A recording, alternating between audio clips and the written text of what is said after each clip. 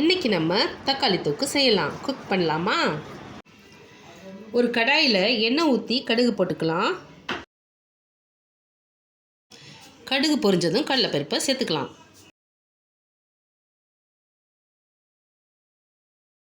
அதோட பச்சை மிளகாவும் கருவேப்பிலையும் சேர்த்துக்கலாம்.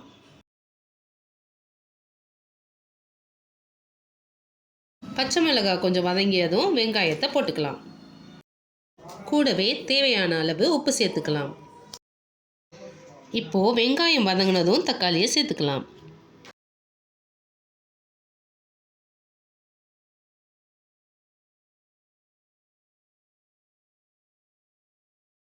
புளி கொஞ்சம் ஆட் பண்ணிவிட்டு